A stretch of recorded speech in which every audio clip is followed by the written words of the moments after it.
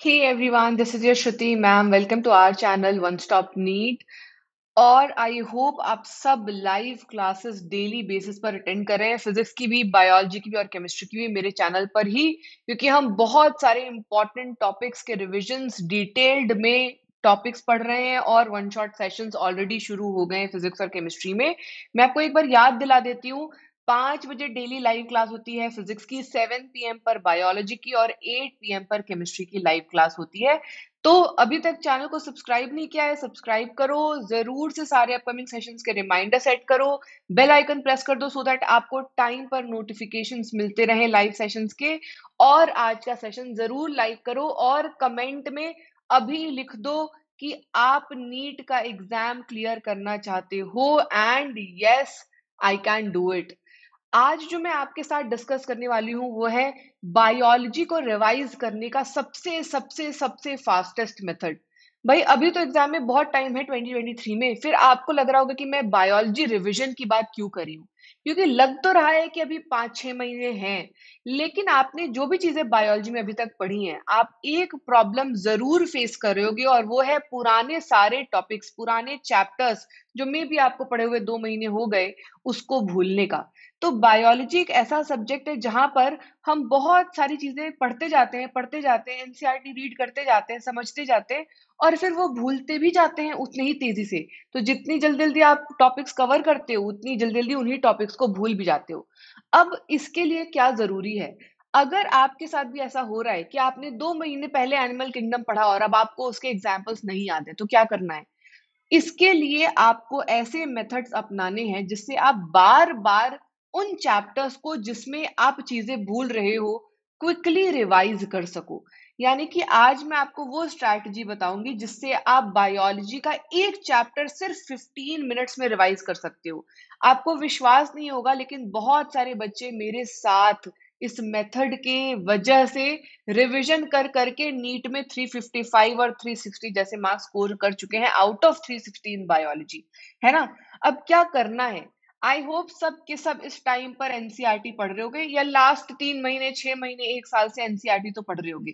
भाई अगर आप एनसीईआरटी नहीं पढ़ रहे हो तो आप सबसे बड़ी पहले तो लाइफ की मिस्टेक कर रहे हो, फिर नीट का एग्जाम कैसे क्लियर होगा? बिल्कुल नहीं क्लियर होगा। अब एनसीईआरटी में हम दो चीजें पढ़ते हैं, हम बहुत सारा थ्योरी पढ़ते जाते हैं, स्टेटमेंट्स पढ़ते जाते हैं, है ना? वो स्टेटमेंट से डायरेक्ट क्वेश्चन आते हैं, तो क्या वो स्टेटमेंट आप भूलोगे तो काम चलेगा? बिल्कुल नहीं, वो स्टेटमेंट्स याद करने होंगे। अब आप जब एनसीईआरटी में थ्योरी पढ़ते हो तो उसको पैराग्राफ के जैसे पढ़ते हो, है ना? तो बहुत लंबे लंबे पैराग्राफ्स में एनसीईआरटी में बहुत सारी चीजें दी हुई हैं, लेकिन आपको क्या करना है? क्या आप पैराग्राफ को याद कर सकते हो? क्या आप उसको रट्टा मार सकते हो? बिल्कुल भी नहीं। आप जब भी एक चैप्टर पढ़ रहे हो, है ना, अगर अभी तक ये नहीं किया है तो अब से करना पड़ेगा। उस टाइम पर ही आपको जरूरत है कि आप पॉइंटर्स में जितने भी पैराग्राफ में आपको इंपॉर्टेंट पॉइंट्स मिल रहे हैं उसको लिखते चलो, है ना? अब इसी को बोलते हैं पॉइंटर वाले नोट्स। तो अगर आपने अभी तक पॉइंटर्स के साथ नोट्स नहीं बनाए हैं तो अभी से बनाना शुरू कर दो, और पिछले जो भी चैप्टर्स जो आप भूल गए हो, एक बार वापस से एनसीईआरटी खोलो, पढ़ लो क्विकली और क्विकली पॉइंटर्स में नोट्स बनाओ। याद रखो, काम बार बार रिवीजन में यही आएगा, पैराग्राफ भूलता है इंसान। तो या तो आप स्टेटमेंट्स पढ़ रहे हो तो पॉइंटर्स में नोट्स होने चाहिए आपके पास। दूसरी चीज, आप डायग्राम्स देखते हो तो बहुत सारे डायग्राम्स एनसीईआरटी में हैं जो इम्पोर्टेंट भी हैं। डायरेक्ट डायग्राम्स भी क्वेश्चंस में आते हैं और रिसेंटली लास्ट 5 to 7 years में डायग्राम बेस्ड क्वेश्चंस आने भी लगे हैं, और वो एग्जैक्ट डायग्राम्स होते हैं जो आपके एनसीईआरटी में है। और इसके साथ दो चीजें आपको याद रखनी पड़ेगी। एक, कि लेबलिंग में क्या लिखा है, क्योंकि डायग्राम से क्वेश्चन कैसे आते हैं? ये रहा जी आपका डायग्राम, और ऐसे चार चीजें मार्क की है, ए, बी, सी और डी, और बोला जाता है लो तुम इसको सही से लेबल करके बताओ कौन सा ऑप्शन सही है। तो आपको एक तो डायग्राम्स में लेबलिंग पर बहुत ज्यादा फोकस करने की जरूरत है। तो जब भी आप एनसीईआरटी पढ़ रहे हो जरूर से डायग्राम्स देखो, और मैं तो हमेशा बच्चों को बोलती हूँ कि एक बार एक रफ जो है प्रैक्टिस कर लो, है ना, लेबलिंग के साथ। दूसरा, डायग्राम के नीचे भी कई बार स्टेटमेंट्स दिए होते हैं, है ना? और आप उन स्टेटमेंट्स को मिस नहीं कर सकते, क्योंकि कई बार डायग्राम के नीचे किए दिए हुए स्टेटमेंट से भी क्वेश्चंस आ जाते हैं। तो याद ये रखना है कि भाई एनसीईआरटी की एक एक लाइन इंपॉर्टेंट है, फिर वो चाहे थियरी स्टेटमेंट पैराग्राफ वाले पार्ट में हो या फिर डायग्राम्स में हो। इसकी प्रैक्टिस करना, तो इससे याद रहेगा ज्यादा बेटर डायग्राम्स, और जितना थ्योरी लिखा है वो पॉइंटर्स में कन्वर्ट करना। अब क्या इसका ये मतलब है कि पूरा पैराग्राफ लिख लो, है ना? ऐसा बिल्कुल भी नहीं है। पूरा पैराग्राफ लिखोगे तो वापस से वही गलती करोगे। आपको इन चीजों पर ध्यान रखना है जो अभी आपको दिखाई दे रहा है। सबसे पहले मैंने लिखा है वन पेजर नोट्स। क्या मतलब है वन पेजर नोट्स का? कैसे बनाओगे वन पेजर नोट्स? एक चैप्टर का पूरा समरी आपके पास होनी चाहिए, है ना? एक पेज में। चलो एक पेज में नहीं कर पा रहे हो, एक पेज लो, उसको इस तरफ और इस तरफ उलट पलट कर लिख लो, कि इस पेज को आप कभी भी अपने पास रख लो और इसको जो है रिवाइज करते रहो। अब चैप्टर की समरी अगर लिखनी है तो पूरा पैराग्राफ्स में पॉइंटर्स में भी नहीं पॉसिबल है। यहाँ आप दो चीजें यूज करोगे अगर वन पेजर बनाओगे तो। एक, कि आपको टैब्यूलर फॉर्म में याद रखना पड़ेगा, टेबल्स बनाने की आदत डालो। तो जब एनसीईआरटी पढ़ रहे हो उसी टाइम पर ये टेबल्स बनाओ। और दूसरा, फ्लो चार्ट्स की प्रैक्टिस करो, है ना? तो दो चीजें आपको वन पेजर नोट्स बनाने के टाइम पर यूज करनी है। एक, टेबल के फॉर्म में लिखो, है ना? स्टेटमेंट जितने भी हैं, जितना भी थ्योरी है, पैराग्राफ है, उसमें से क्रक्स निकालो और टेबल बनाओ। और या फिर अगर बहुत लंबा सा कोई प्रोसेस दिया है तो उसको फ्लो चार्ट के फॉर्म में जो है अपने पास बनाकर रख लो।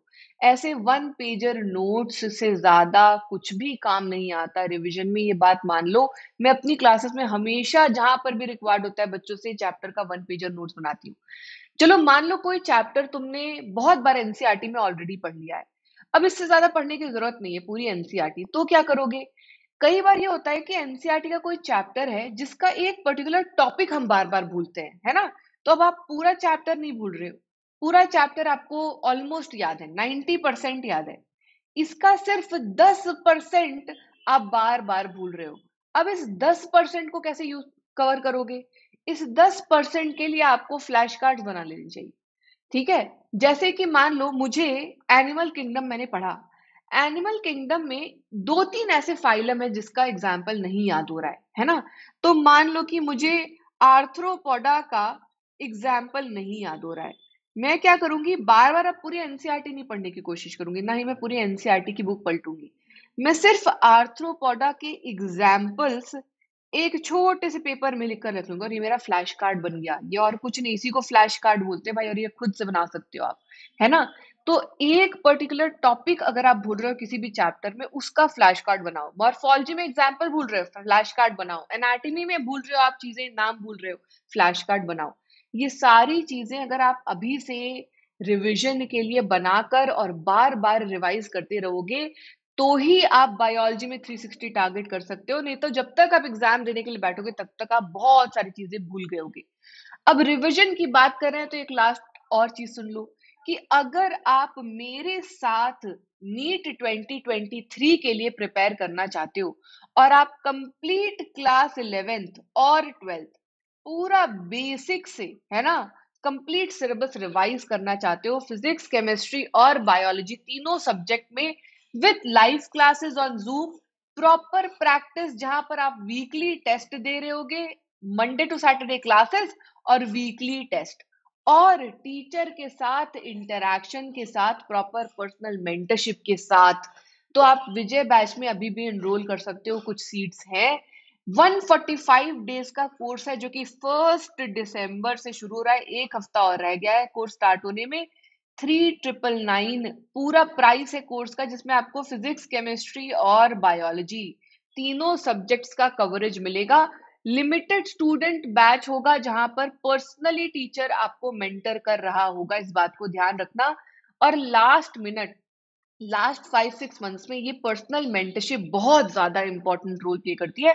हर साल मैं ऐसा क्रैश कोर्स लेती हूँ और हर साल मैंने ये देखा है कि क्रैश कोर्स में अगर मेरे से कोई अच्छे से बच्चा पढ़ लेता है, तो अगर वो 190 भी स्कोर कर रहा था या मान लो 250 तक भी स्कोर कर रहा था, तो उसने अपना मार्क्स 600 प्लस तक खींचा है, सिर्फ ऐसे ही 80-90 डेज में मेहनत करके।